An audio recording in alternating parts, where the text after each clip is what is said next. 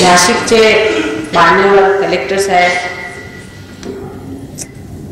तसेच सहयोगी व्यवस्थापक आणि नाशिकची भाविक मंडळी, या सर्वांना माझा नमस्कार.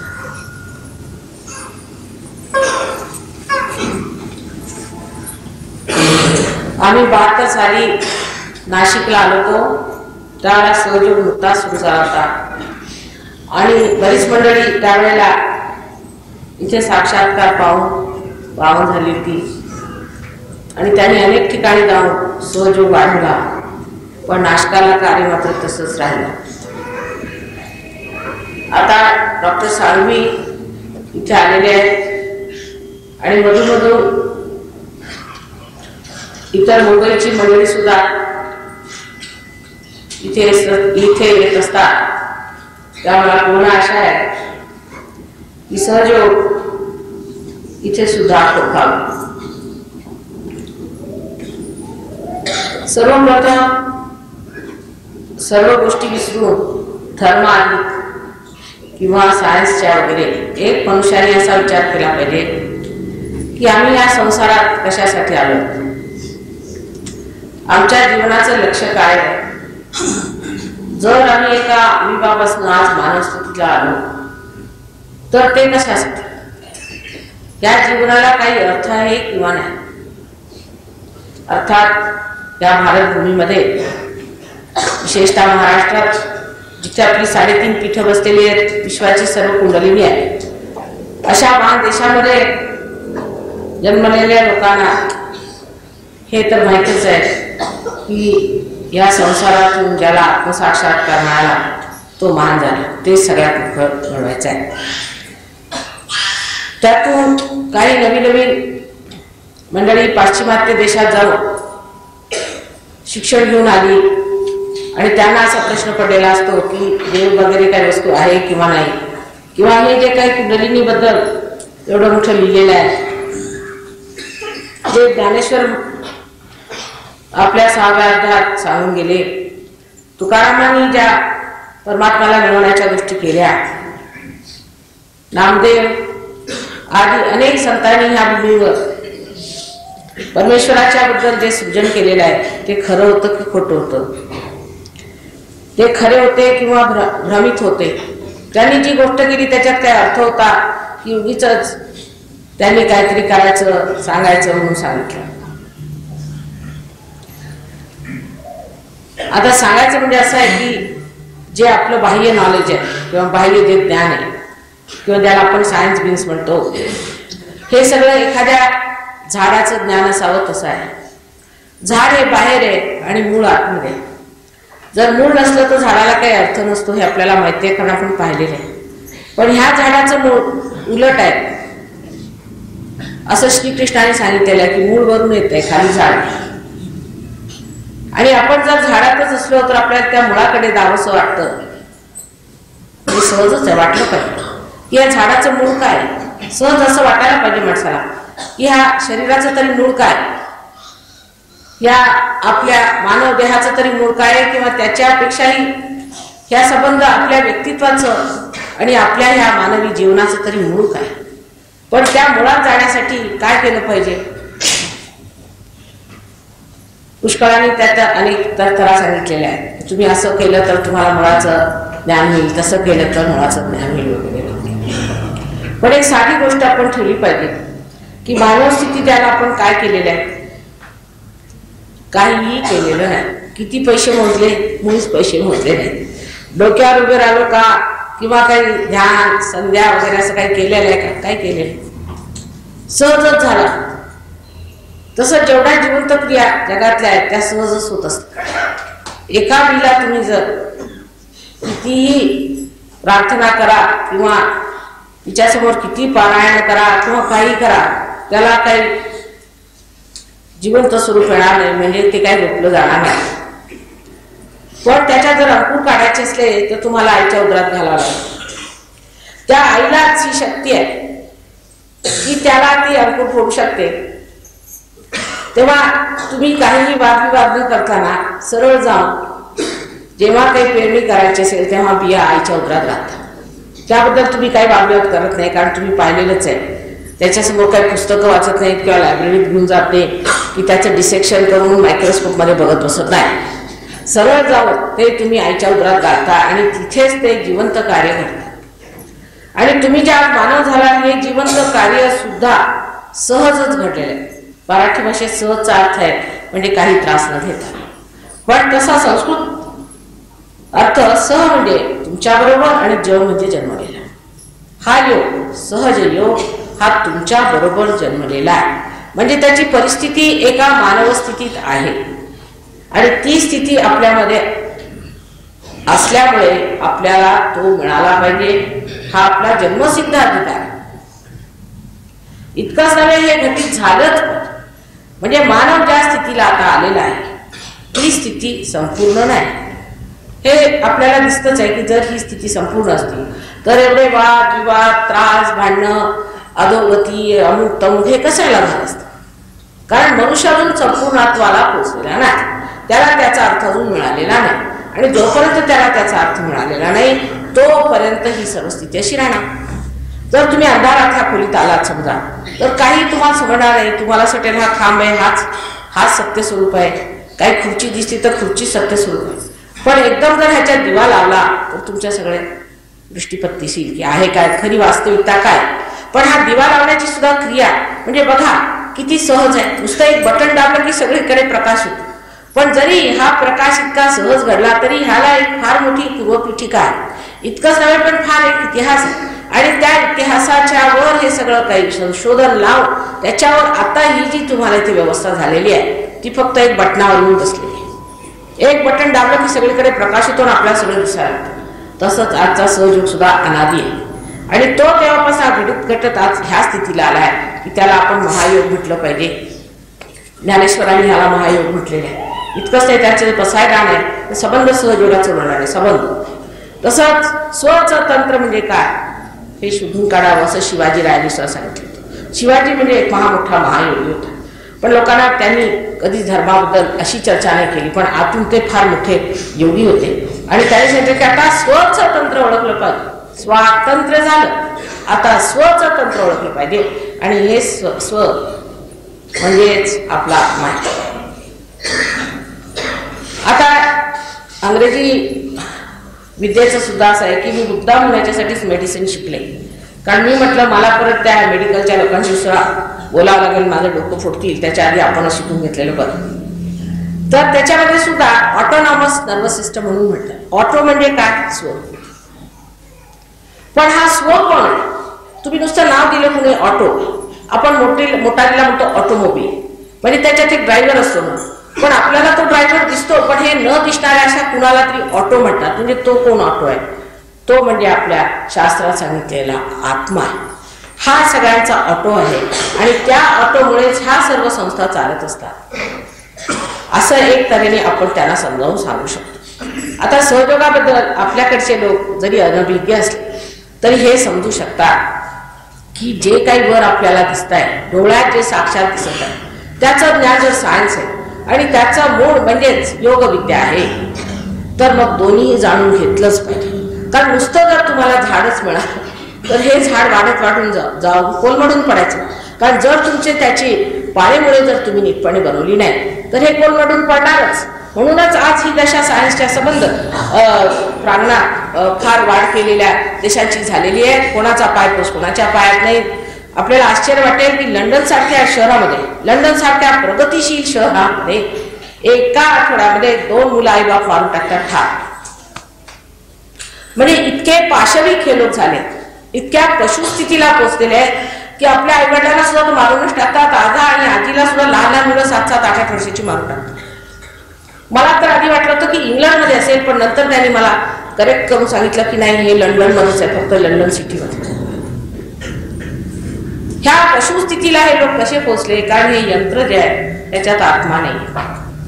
ह्या यंत्राबरोबर राहून ते यंत्र झाले, त्यांना काही भावना राहिलेल्या आहेत. जेव्हा आपण जे सायन्सकडे फार आघाडीने जातो त्यांनी खायला प्यायला फार तर होईल, पण हृदय मात्र दगडाचं होऊन जाईल.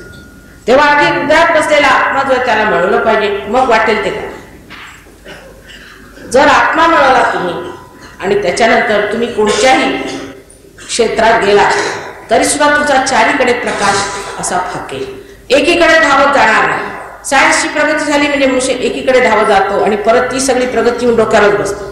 म्हणजे जर तुम्ही संपूर्ण सायन्स बघितला तो विध्वंसक संपूर्ण सायन्स हे विध्वंसक शस्त्र. बघा आता ज्या ज्या देशांनी, आपण नाही, आपण एवढे नशिबाने एवढे काही वेळी झालेले नाही, पण जे देश फार प्रगती करून गेलेले आहेत त्या देशाच्या सायन्सच्या जर टोटॅलिटीमध्ये तुम्ही बघितलं तर त्या देशांमध्ये सर्व तऱ्हेचे विध्वंसक कार्य चाललेले आहेत. इतके भयंकर आणि इतक्या गहन त्या घाणेरड्यापणामध्ये ते गेलेले आहेत की आम्हाला आपल्याला सांगण्याची सुद्धा सोय.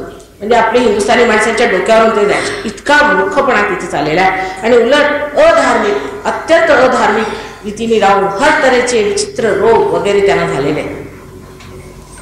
आता ही जी एक दशा आहे तिकडे आपण वाढत चालू, कारण सायन्स सायन्स सायन्स आपल्याला फॉरेन म्हणजे फार विशेष वाटतं. आजच एक बाई मला सांगत होत्या की फॉरेनची माती जरी सांगितल्या लोकांना तर डोक्यालाच.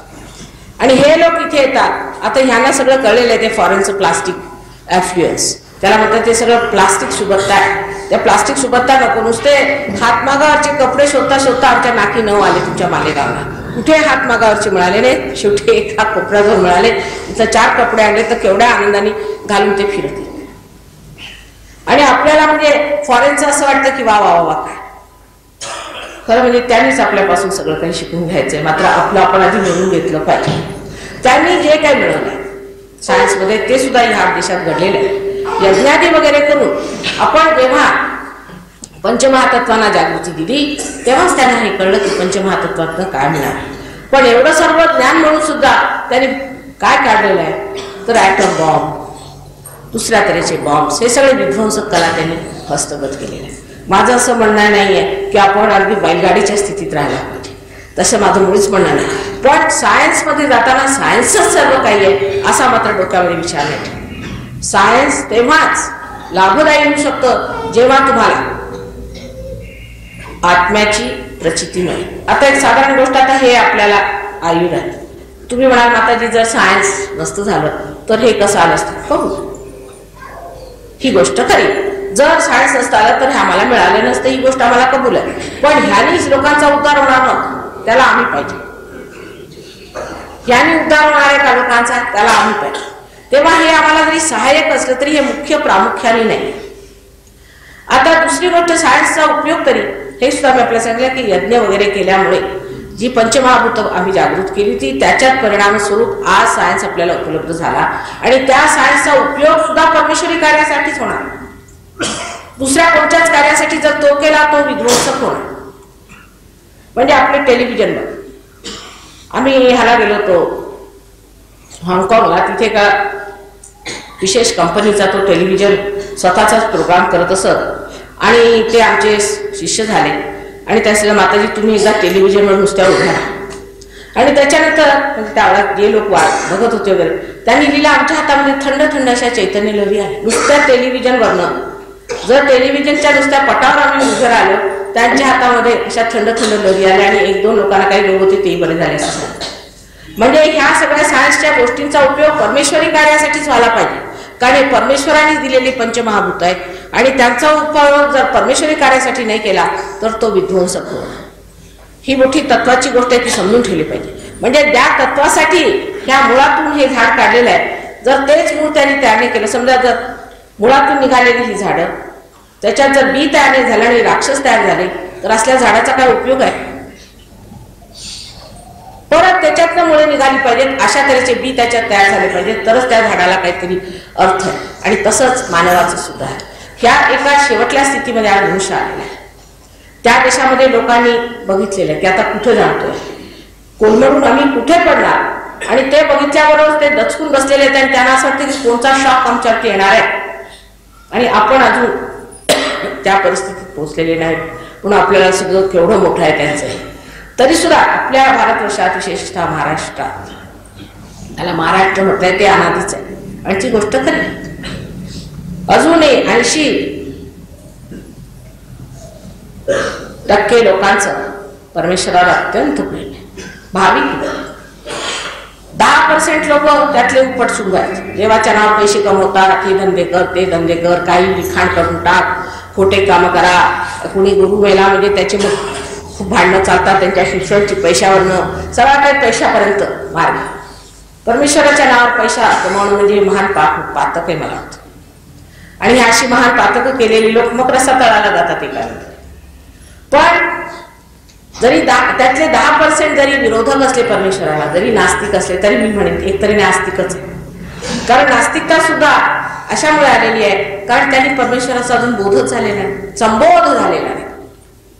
उगीच आमच्या वेड्यासारखे आमच्या आईवडील उगीच काहीतरी देवळात काय करतात, घंटा काय मारतात, हे काय करतात, ब्राह्मणाला पैसे देतात, नुसते पैसे लुटतात, ऐकायला तयार नाही, तसे गुरु करून ठेवलेले आहेत, सगळे खोटे गुरु आहेत. असा एक बौद्धिक विचार कॉलेजात गेलेले मुलं म्हणा किंवा शिक्षक म्हणा किंवा बुद्धिवादी लोक ह्यांच्या डोक्यात येतो आणि तोही सहज बरोबरच. कारण खरोखरच धर्माची दुर्गती आपल्या देशामध्येच नाही पण अनेक देशामध्ये झाली आहे, प्रत्येक धर्माचा आहे, त्याबद्दल शंकाच नाही. कारण सर्व तऱ्हेचा गोंधळ, सर्व तऱ्हेचा व्यभिचार आणि सर्व तऱ्हेची काढण्याचा भ्रष्टाचार हा धर्मात सर्वात जास्त. त्यामुळे लोकांना असं वाटतं की आम्ही आजपर्यंत एवढं टाळ कुटून पांडुरंग केलं तरी माताजी आमच्या नशीब परमेश्वर काय. काही लोक मला विचारतात माताजी आम्ही रोज पारायण करतो दत्तात्रयांची पण आमचे पोटच खराब झालेले, म्हणजे दत्तात्रयांचं स्थान आहे पोट आणि ते कसं खराब झालं. बरोबर आहे. आता हे समजा मशीन आहे किंवा तुमचा टेलिफोन आहे, त्याचं जर कनेक्शन झालं नाही, तुम्ही टेलिफोन फिरवत सुटले तर टेलिफोन तुमचा खराब होईल की नाही, त्याच्यात देवाचा काय दोष आहे. देवाला दोष लावणं बरोबर आहे पण तुमचं जर योगच झाला नाही तर क्षेम कसा होणार. कृष्णाने स्पष्ट सांगितलं की योग क्षेम व्हाम, आधी योग व्हायला पाहिजे मग क्षेम होणार. संबंध कृष्णाच्या गीतेमध्ये ज्यांनी ते सगळं जे वर्णन करून सांगितलं ते जर मनुष्याने पार झाल्याशिवाय बघितलं किंवा साक्षात्कार झाल्याशिवाय बघितलं तर अगदी उलट दिसतं. कारण कृष्ण हे मोठे राजकारणी परमेश्वरी तत्व होतं, फार मोठं राजकारणी परमेश्वरी तत्व होतं. आणि त्यांनी असं बघितलं की अर्जुनाच्या डोक्यात काय प्रकाश पडत नाही. त्यांनी सांगितलं की अर्जुनाला स्पष्ट सांगितलं की बाबा हे तुझे नातलग बितलग जेवढे तुला दिसत आहेत आणि जे तुला उपरती आलेली आहे हे सगळं काही खोटं आहे कारण आधीच मेलेले आहे, तेव्हा त्यांना तू मार, त्याच्यात काही हरकत नाही. तर पुष्कळांचं असं म्हणणं आहे की कृष्णाने हिंसा विद्या शिकवली. पुष्कळांचं असं कृष्णाच्या विरोधात आहे की कृष्णाने हिंसा शिकवली अर्जुनाला. आता असं आहे की खरोखरच मनुष्य मेलेला आहे किंवा नाही, किंवा त्याची जडस्थिती काय आहे आणि आत्मा त्याचा अविनाशी आहे की नाही, ते जेव्हा तुम्ही ह्याच्यात सूक्ष्म रूपाने ह्या मुळात उतरणार नाही तोपर्यंत समजावून सांगणं म्हणजे असंच आहे की एखाद्या आढळ्या माणसाला सांगायचं की हा रंग कोणचा तो रंग कोणता. दुसरी म्हणजे कृष्णाच्या बाबतीमध्ये समज आपला इतका आहे तितकाच आपण काय म्हणतो. त्यांनी सुरुवातीला सांगितलं की तू ज्ञान योग घे. ज्ञानाचा अर्थ आपल्याला असं वाटतं पुस्तकी योग किंवा पुस्तकात वाचणे. कृष्ण कधी शाळेत जाऊन त्यांनी पुस्तकी वाचली असेल की नाही, थोडे दिवस गुरुकडे होते पण युनिव्हर्सिटीला वगैरे गेलेलं काय आपण ऐकलेलं नाही आणि कोणते संत साधू युनिव्हर्सिटीला गेलेले नाही. तेव्हा ज्ञानाचा अर्थ जो आहे तो आपण अगदी चूक समजतो. ज्ञानाचा म्हणजे असा आहे की आपल्या चित्तामध्ये आत्म्याचं दर्शन होणं हेच खरं ज्ञान. तोपर्यंत जेवढं तुमचं ज्ञान आहे ते सगळं बुद्धीचा खेळ, संबंध बुद्धीचा खेळ. म्हणजे आता आपल्याला एक मनुष्य समोरून उभा राहतो, तो मनुष्य खरा आहे की खोटा आहे ते सांगता येईल का? नाही. विचार तुमच्या बुद्धीने तुम्ही हे सांगू शकता का? एखादा जर दगड ठेवलेला असता जमिनीत तर तो निघालेला आहे, कोणी म्हणतं स्वयंभू आहे, कोणी म्हणतो नाही. तुम्ही सांगू शकता का आहे का नाही आहे? कशी ओळख काय? तुम्ही सांगू शकता का की दुसऱ्या माणसाला कोणता रोग आहे, कोणता त्रास? नुसते हाताशी करू. म्हणजे काय की तुम्हाला जे काही ज्ञान आहे ते फक्त डोक्याने मिळालेले ज्ञान आहे, डोक्याच्या पलीकडचं नाही. आणि डोकं हे सीमित आहे, असीमातलं नाही आहे ज्ञान. तेव्हा जोपर्यंत तुमच्यामध्ये ही चैतन्य शक्ती वाहते तुम्ही कोणत्या गोष्टीचं प्रमाण म्हणजे अंदाजे सांगता. आता आपलं डायग्नोसिस सुद्धा करायचं झालं म्हणजे माणसाचा अर्धा जीव काढल्यानंतर मग सरळ सांगतात की बा तू आता मरणार, असं सर्टिफिकेट नंतर द्यायचं की बा तू आता मरणार. हे सर्टिफिकेट देण्यासाठी त्याचं डायग्नोसिस करत असतात. पण सहयोगात लगेच मनुष्य सांगू शकतो की तुला कोणता रोग आहे, अगदी लहान मुलगा सुद्धा सांगू शकतो. इतकं हे सोपं काम झालंय कारण हे तत्वावरचं काम आहे. जर तुम्ही तत्वावर उतरले तर तुम्ही बरोबर सांगू शकता की कोणाला कोणता त्रास आहे. आणि हे आत्मसाक्षात्काराचं कार्य हे अत्यंत जोराने आता वाढत आहे. इतर ठिकाणी फार झालेले फक्त ह्या नाशकात वगैरे ह्याच बाजूला इतकं वाढलेलं नाही, पण तरी आपण नाशकाला बसलो. नाशिक हे फार पवित्र स्थान आहे, गोदावरीच्या किनाऱ्यावर सगळीकडे प्रसिद्ध आहे, पण त्याची पवित्रता आता हळूहळू कमी होत चालली.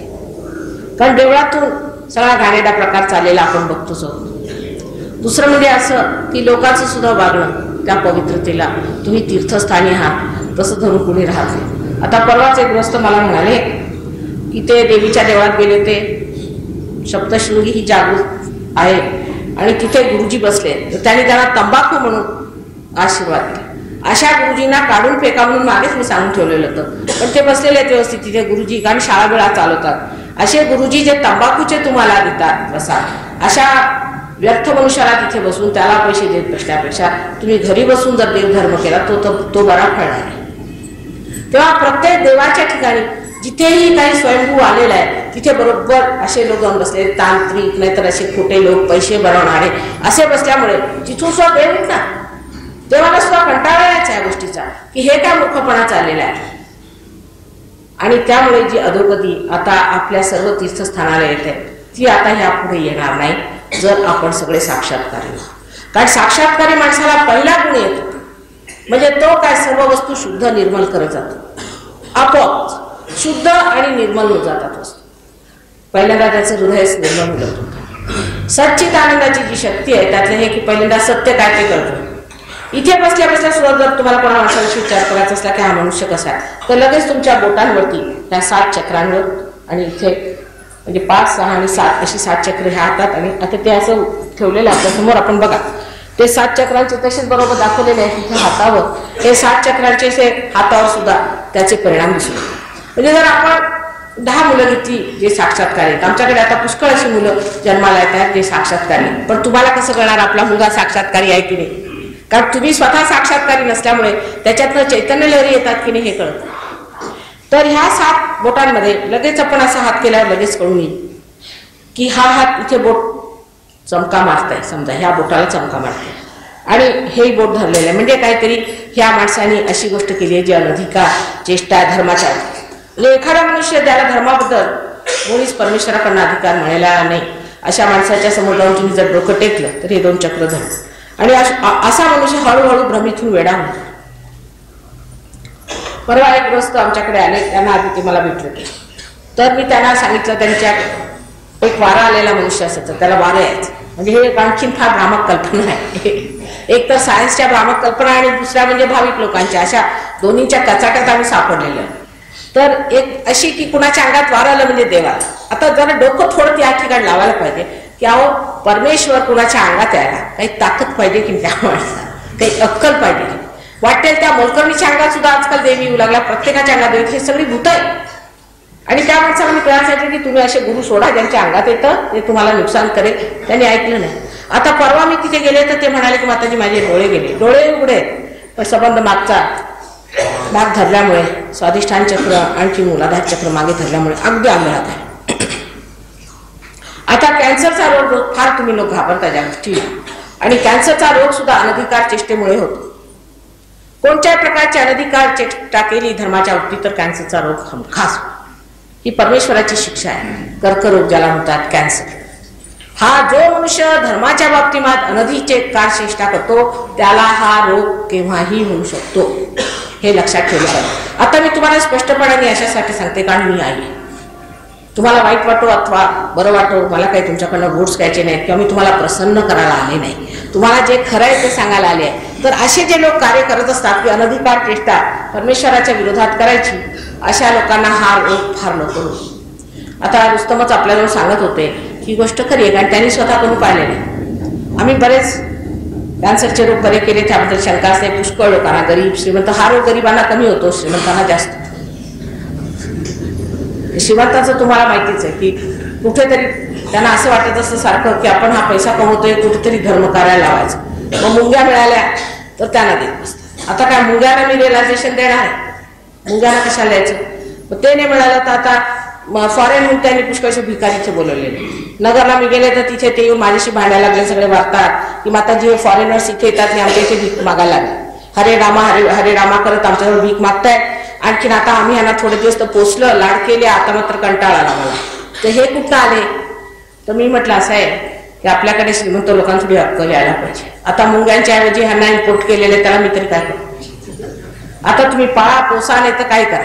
पण एक अकलेची गोष्ट अशी आहे की कोणत्या माणसाला भिक्षा देत बसायची, मग तो फॉरेनर असला तर मग फॉरेन भिक्षा दिली, म्हणजे आणखीनच आपलं स्वतःचं महत्व करून घ्यायचं. अशा रीतीने अत्यंत विक्षिप्त तऱ्हेने आपण आपल्या धर्माचं काय काय वाटोळं करून ठेवलेलं आहे. आणि धर्म हा शुद्ध निर्मल, अत्यंत आल्हाददायी आणि आपल्यात संतुलन निर्माण करणारा असा महान पवित्र परमेश्वराचा स्रोत आहे. ते सोडून काहीतरी भलतंच गुण धर्म करून बसायचं, त्याला धर्म मानायचा, त्याला धर्म मानायचा, हे मानवाने आपल्या सगळ्या बुद्धीने काढलेलं आहे. आणि धर्म हा बुद्धीच्या पलीकडचा आहे. मग दुसरे एखादे समाजवादी येऊन माझ्या डोक्यावर बसतात की माताजी हा समाजवाद असा आहे, समाजवाद तसा आहे, समाजवादाचं असं आहे. हे वादतच बसले माझ्याशी. तुम्ही गरिबांची सेवा करावं. म्हटलं आम्ही गरीब श्रीमंत आम्हाला दिसतच नाही, तुम्ही केलेलं आहे. देवाने काही गरीब श्रीमंत बनवलेलं. कोणी आला तरी पाण्याचंच आहे, जिथे खळगा दिसला तिथे भरतच बसणार, पुढे जाणारच नाही पाणी, तिथेच जमून राहणार जोपर्यंत ठीक नाही झाला पुढे जाणार. तर आम्हाला गरीब श्रीमंत काही दिसत नाही, सगळे आम्हाला प्रिय आहेत, आम्ही सगळ्यांचं भलं करतो. पण एवढाच फरक आहे तुमच्यात आमच्यात, तुम्ही नुसतं समाजवाद बोलता, आमचा कार्यान्वित आहे. हे सगळं काही तुमचं नुसतं बोलण्याचे धंदे आहेत. आणि हे शब्दजाळामध्ये पकडून स्वतःला तर तुम्ही नुकसानात घालणारच आहात, पण दुसरा नाही घालणार आहात. कारण शब्दजाल आहे. तुमच्या हातून कोणाचं भलं झालंय का? पहिल्यांदा प्रश्न हा करा. तुम्ही कोणाचं भलं केलंय का? असा एक प्रश्न स्वतःला विचारायचा. जसा ख्रिस्तानी एकदा एका वेश्येवरती लोकांनी खूप दगड मारले, तेव्हा जाऊन तो उभा राहिला. त्याचा वेश्येशी काही संबंध नाही, काही नाही, मध्ये जाऊन उभा राहिला. तुमच्यातल्या ज्यांनी कोणी पाप नाही केलं त्यांनी त्यात दगड धोंडा घालावा, नाही तर माझ्यावर घाला. तेव्हा सगळे चुप्प झाले. तशी स्थिती आहे. तुम्ही कोणाचं भलं केलंय का? उगीच नसते हे वाद ते वाद हे असे काढून लोकांचं नुसतं डोकं फिरवण्यापलीकडे काही झालेलं. तेव्हा या राजकारणाला सुद्धा काही अर्थ नाही. आता वादांचं जर घेतलं तर लोकांचं असं म्हणणं आहे की, काही लोकांचं असं म्हणणं आहे की पुंजीवाद. मी म्हणते की मी सगळ्यात मोठी पुंजीवादी आहे, कारण सगळी पुंजी माझ्याजवळ जर असली, सर्व शक्ती जर माझ्याजवळ आहे तर मी पुंजीवादी आहे. पण सगळ्यात मोठी कम्युनिस्ट सुद्धा मीच आहे, कारण दिल्याशिवाय चैन येत नाही, सगळं वाटल्याशिवाय चैन येत नाही. असा पुंजीवादी तुम्ही सहयोगानंतर व्हा. म्हणजे हे काय की सगळं राजकारण वगैरे तुमचं जे आहे, मार्क्सवाद, अमकेवाद, तमकेवाद, मला वाटतं वाद शब्द हा सुद्धा नुसत्या डोक्यातनं चालवलेल्या लढ्यांचा आहे. ह्याच्याकडे कार्यान्वित काहीच नाही. कम्युनिस्ट पाहिले तर काय कार्यान्वित आहे? ते म्हणे बाबाजी आले, त्याने सांगितलं असं करू नका, तसं करू नका, हे करू नका. म्हणे इथे इतकी गरिबी आहे की एक म्हणून इथे म्हणे गरीब लोक वाळू खातात. आता कुठे त्यांनी पाहिलं तेव्हा ठेवलं. आणि स्वतः मात्र इम्पोर्टेड गाडीत गेले दुसऱ्यांच्या दमावर. हे असले जे दुटप्पी तऱ्हेचं वर्तन आहे, किंवा हा जो एक आपण म्हणू की भोंदूपणा आहे, किंवा हे जे ढोंग रचलेल्या देवाच्या नावाने वगैरे, हे सगळं बुद्धिवादामुळे. कारण ज्या माणसाने बुद्धीवरती पेलायचंय तो नुसते लेक्चर देऊन देऊन सुद्धा देवाला उडवून लावू शकतो. तेव्हा देव हा आहे किंवा नाही ह्याची सिद्धता आहे की नाही त्या ठिकाणी आपण त्या परमेश्वरासह कोण आहो, जे एका फुलातनं फळं काढत असतो. अशा हजारो करोडो अशा जिवंत कार्याला जो उन्नत आहे त्याच्यासमोर आम्ही होतो का? आम्ही एका फुलाचं तरी फळ करू शकतो का? हा विचार करा. एवढे मोठे सायंटिस्ट बसतात. मी म्हणते तुम्ही एक जिवंत कार्य करून दाखवा. पण कुंडलिनी जागरण हे मात्र जिवंत कार्य आहे. कारण तुमच्या ज्या त्रिकोणाकावस्थेमध्ये जी कुंडलिनी बसलेली आहे ती साक्षात जागृत होते.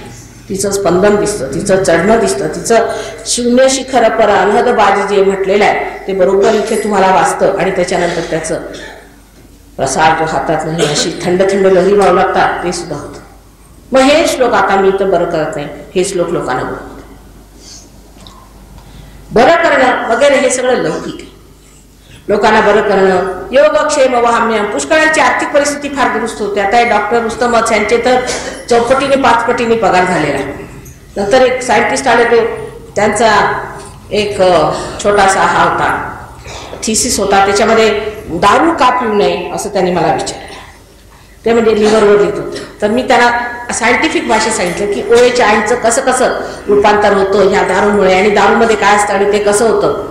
तर त्यांनी थक्कच पडले. आणि त्यांचा PhD जो 30 वर्षापासून पास होता, म्हातारे होऊन गेले तुमचे, तो पास होता. तत्वावर आल्यावरती सगळ्या गोष्टी समजतात की कुठे काय बिघडतं, कुठे काय बिघडतं. पण सहयोगामध्ये आम्ही असं सांगत नाही तुम्ही हे पिऊ नका, ते पिऊ नका, हे खाऊ नका, ते करू नका. एकदा सहयोगाच्या म्हणजे आपोआप सर्व सुटते. कारण जेव्हा तुम्ही समर्थ व्हाल तेव्हा तुमच्या शक्ती आणि जेव्हा तुमच्यामध्ये अमृत वाहू लागेल तेव्हा अशा घाणेरड्या गोष्टींच्याकडे कशाला बसू द्या. आणि जेव्हा तुम्ही स्वतः स्वतंत्र होऊन जा तेव्हा त्या स्वातंत्र्यात तुम्ही कोणाची गुलामी करणार नाही आणि कुणाला गुलाम करून घेणार नाही. जो मनुष्य स्वतःची गुलामी करत नाही तो दुसऱ्याची कशाला गुलामी करून घेणार. तेव्हा एक नवीनच तऱ्हेचा मानव तयार होतो, त्याला आपण महामानव असं म्हणतो. कारण महायुगामध्ये महामानव तयार होतात. असेच आपल्यामध्ये अनेक आहेत. आपल्या देशात हजारो लोक आहेत, खटकन पारतात. हजारो लोक एका क्षणामध्ये लोक पार होताना मी पाहिलेले आहेत. पण हे या लोकांसाठी मात्र फार मेहनत करावी लागते. पण ह्याच्यातला एक एक मनुष्य सुद्धा आपल्या हजारो लोकांच्या बरोबर बसतो, कारण तो मेहनत करून प्रवीण होतो, हुशार होतो, ते शिकून घेतो. नुसता वादविवाद घालत बसत नाही किंवा आळस करत नाही, त्यावर मेहनत करून जिंकून त्याच्यावर बसतो. आता डॉक्टर सांगवी सुद्धा जर सायंटिस्ट नसते तर इतक्या उच्च प्रतीचे मला वाटतं कधी कधी सहयोगी झालेले असते. कारण त्यांनी पाहिलं की हा खरोखर सायन्स आहे, त्याच्यात सबंध तऱ्हेने मेहनत करून त्यांनी हे कमवलं. पण आपल्या देशातले पुष्कळशे भाविक लोक सुद्धा राहुरी जिल्ह्यात विशेष करून हजारोने लोक पार झाले. त्यांचं आयुष्य बदललं, त्यांचे रोग गेले, त्यांच्या सगळ्या व्याधी सुटल्या, व्यसनाधीन झालेले लोक अगदी मुक्त होऊन आणि व्यवस्थित आता सहयोग करतात. परवा एका बैलगाडीतून मी जात होते, बैलगाडीला हाकणारा एक सहयोगी आणि तो बोलायला लागला तर म्हटलं साक्षात कबीर उभे आहेत की काय. आणि त्यांनी कधी शाळा बघितलेली नाही, अगदी कबीरांसारखं बोलत होतो. आणि मी ऐकून अगदी आश्चर्यचकित झाले. म्हणे माताजी हे सगळं सहयोगाने कळतं नाही का. आणि मला आश्चर्य वाटलं की हा मनुष्य एक सर्वसाधारण दिसणारा इतका मोठा भोसलेला विद्वान कसा, जो कोणी साधारण मनुष्य समजू सुद्धा शकणार नाही अशा रीतीने अत्यंत उच्च तऱ्हेचं तत्वज्ञान तुम्हाला सांगत होता लोकांच्याबद्दल. मला फार आनंद झाला. एक सर्वसाधारण बैलगाडी हाकणारा मनुष्य एका गावात राहणारा, त्याला एवढं ज्ञान मिळालं. म्हणजे सगळं ज्ञान आपल्या डोक्यातच आहे, फक्त तिथे प्रकाश जायला पाहिजे, तो प्रकाश मिळाला. तेव्हा आता जेवायला म्हणायचं असलं तर आपल्याला आमंत्रण द्यावं लागतं. आपल्या महाराष्ट्रात विशेष करून 10 आमंत्रण नाही दिलं तर लोक येत नाही पायघड्या घातल्याशिवाय. बरं, त्याच्यानंतर जर तुम्हाला लग्नाला बोलवायचं तर मग अक्षता वगैरे वाटायला लागतात, नाही तर लोक म्हणतात आम्ही येत नाही, मला अक्षता नाही आल्या. आता सहयोगासाठी मात्र हात जोडून विनंती आहे सगळ्यांना, कृपा करून नम्रपणे स्वतःचं जे काय ते घेऊन. कारण आम्हाला काही देणं देणं नाहीये. तुमचा दिवा आहे, फक्त तो पेटवायचा. एक पेटलेला दिवा अनेक दिवे पेटवू शकतो. आपल्या ह्याच्यात आहे ज्योतसे ज्योतन मिला, तशातली स्थिती आहे. त्याला काही तुम्हाला मला द्यायचं नाही, मला तुमच्याकडनं काही घ्यायचं नाही. फक्त तुमच्यात हा दिवा आहे. आत्मसाक्षात्कार करण्याचं कार्य हे मला साध्य आहे. ते कसं झालं काय झालं ते आता सांगण्यासारखं नाही, पण तुम्ही नंतर बघाल तर तुम्हाला कळेल की कसं साध्य झालं. फक्त तेवढंच मला येतं. उद्या जर हे तुटलं तर मला नीट करता येत नाही. मला बँकेतले पैसे कसे काढायचे ते येत नाही. मला काहीच येत नाही जगाचं काम. तेव्हा एक एवढं काम येतं, त्याच्यासाठी काय माताजींनीच कशाला करायचं. परवा एक गोष्ट म्हणाले की माताजी तुमचाच फोटो कशाला. म्हटलं तुमचा ठेवा, तुम्हीच कशाला. म्हटलं तुम्ही बसा, मला बरं सुट्टी, माझा नवरा फार चांगला आहे, माझी मुलं बाळा फार सगळी, मी आपल्या घरात संसारात रमून आहे, तुमच्यासाठी धडपडत इतकी गावातनं भटकते, सगळं काही करते. तुम्ही जर करू शकले तर उत्तम, मी तुम्हाला हार घालते, बसा म्हटलं. तुम्ही काय म्हटलं, तुम्हाला माताजी म्हणूया, तुम्ही बसा म्हटलं. पण ते जमण्यासारखं आहे का. म्हणजे असा मनुष्य आपल्या लक्षातच येत नाही, जो मनुष्य आंतरिक प्रेमाने प्रेमासाठी प्रेमाचं कार्य करतो. ते आपल्या डोक्यातच येऊ शकत नाही, कारण आपण तसे नाही आहोत. तेव्हा तसं नाही, तसे लोक पुष्कळ झाले आणि आहेत आपल्यासमोर होते. आजकालच्या काळात कमी असतील, आजकालच्या काळातही पुष्कळ साधू संत आहेत, पण दरी खोऱ्यात लपून बसलेले आहेत. मला सांगतात माताजी 12 वर्षानंतर आम्ही येऊ, आमचे तर हातपाय मोडले लोक आहेत. आपण त्यांचा छळच केला. अशा सर्व लोकांचा आपण छळच केलेला आहे. जे झालं ते झालं, आता विसरून जा. पण आता मात्र नाविन्याने हे एवढं जाणलं पाहिजे की जर आम्हाला हे मिळालं तर आम्ही ओळखून कोण संत आणि कोण असंत. त्याबद्दल अनेक तऱ्हेने पूर्वी सुद्धा भाकीत झालेली आहेत किंवा काही झालेलं असलं तरी सुद्धा जोपर्यंत तुम्हाला साक्षात्कार होत नाही, जोपर्यंत त्याची साक्ष तुम्हाला पटत नाही, तोपर्यंत ते सर्व काही व्यर्थ आहे. तेव्हा तुम्ही हे कृपा करून घ्या. हे वरदान तुमच्यातच आहे, तुमचंच आहे. तुमची जी संपदा आहे ती तुम्ही घेऊन घ्या. एवढं मात्र मी फार आर्जवाने तुम्हाला मागते.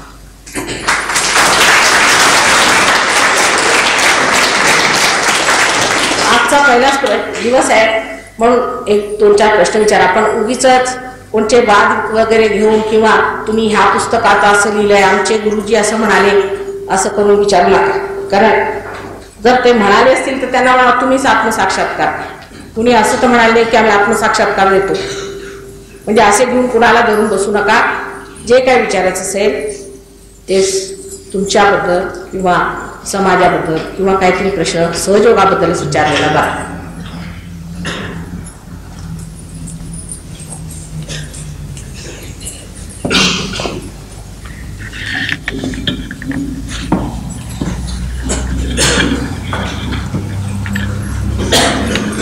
प्रश्न विचारू घ्या असला.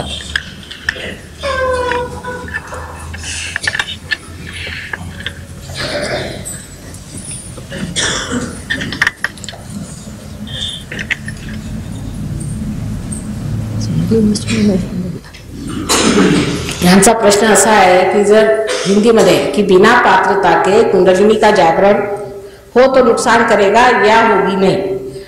ये आपको सोचने की बात नहीं है, हमको सोचने की बात है. समझ लीजिए आप किसी स्कूल में गए या कॉलेज में गए तो वो प्रिंसिपल साहब सोचेंगे ना. आपको तो यही सोचना चाहिए कि मेरी पात्रता है क्योंकि माँ कहती है, और माँ की शक्ति अगर है, अगर वो पात्रता दे सकती तो देगी भी, अगर उसके प्यार में शक्ति है तो कुंडलिनी भी जागृत करेगी. तो विश्वास से बैठना चाहिए अपने लिए, अपने प्रति आस्था रखनी चाहिए. अपने प्रति आस्था, स्वतःबद्दल विश्वास असायला पाहिजे, स्वतःबद्दल आस्था असायला पाहिजे. जर आपल्याबद्दल आस्था नाही ठेवली माणसानी तर मात्र कठीण जातं. कारण स्वतःबद्दल न्यूनत्वाची भावना आपण पुष्कळ शिकलोय. मी पतित, तुम्ही अमुक तमुक, असं काय करायचं. परमेश्वर हा दयेचा सागर, प्रेमाचा सागर, क्षमेचा सागर असा फार मोठा आपला बाप आहे. तो सर्व समर्थ आहे. जर त्याची इच्छा असली तर काही होऊ शकतं. असा पूर्ण निर्धार करून बसायचा आणि स्वतःबद्दल काही आम्ही अपात्री वगैरे असा काही विचार करू नका. तो आम्ही करू, तो तुम्हाला करायचा नाही. तुम्ही आपला आरामात बसा, होईलच कुंडलिनी जागरण. दुसरं असं की सहयोगात आम्ही तरी आजपर्यंत कोणालाही सहयोगाच्या कुंडलिनीचा त्रास झालेला पाहिलेला नाही. त्याला कारण असं आहे की आम्ही जाणकार आहोत. जे जाणकार नसतात, समजा ह्याला जर आम्हाला ठीक करायला सांगितलं तर आम्हाला शॉक बसेल, कारण आम्हाला माहित नाही ना त्याच्यातलं काही. ज्याला माहिती आहे, ज्याला हे कार्य माहिती आहे आणि जो अधिकारी आहे त्याला काहीच त्रास होत नाही आणि तो दुसऱ्याला त्रास होऊ देत नाही. दुसरा हा म्हणजे तुमचा पुनर्जन्म आहे. तुमचा जन्म झाला तेव्हा तुमच्या आईनेच कष्ट उचलले, तुम्ही काय उचलले का. तिने तुमची पात्रता बघितली की नाही, की जन्माच्या आधी कशी होती, पात्र आहात की नाही. तुम्ही आपला जन्म दिला, सर्व असह्य वेदना सहन करू सुद्धा ती मुलांना जन्म देऊ शकते, कारण ती धात्री आहे. हे लक्षात ठेवलं पाहिजे. आम्ही आईच्या स्वरूपात तुमच्या समोर उभे आहोत आणि आईच्या स्वरूपात काही मनुष्य कार्य करू शकतो. आता काय तुमचं बोला, काय योग आणि आत्मसंमोहन याच्यामध्ये फरक आहे काय? पुष्कळ आहे बेटा. सांगू काय, याचं उत्तर सांगते जरा बसा आपण एक मिनिट. मोह आणि आत्मसंमोहन याच्यात फार फरक आहे, अत्यंत फरक आहे. संमोहन म्हणजे एक झुठी गोष्ट आहे, अगदी खोटं आहे. त्याच्यात आत्मसंमोहनात मनुष्य आपल्याला समजतो की मी फार मोठा झालो, मला हे मिळालं ते मिळालं, मी आत्मा आहे आणि मी ओंकार आहे. हे तर असं झालं की उद्या मी म्हटलं मी इंद्राजी आहे म्हणजे कलेक्टर साहेब मला अरेस्ट करतील की नाही. स्वतःबद्दल खोट्या कल्पना करून घेण्याला आत्मसंमोहन म्हणतात. पण आत्म्याचा आपल्यातनं प्रकाश पडणे ही खरी गोष्ट आहे. त्याचं ते कार्यान्वित, त्याची प्रत्येक गोष्टीची तुम्हाला पडताळ आहे. ही खरी आहे की नाही, ही शक्ती कशी वाहते ती दुसऱ्यामध्ये तुम्ही जागृत करू शकता. ती आल्यावर ती टाळ्यावर कशी येते. लहान मुलं सुद्धा सांगू शकतात की ह्या ठिकाणी ही कुंडलिनी थांबलेली आहे, इथे हे चक्र धरलेलं आहे, ह्या चक्रावरती कोणची देवता बसलेली ती कशी जागृत करायची, त्याचे सुद्धा मंत्र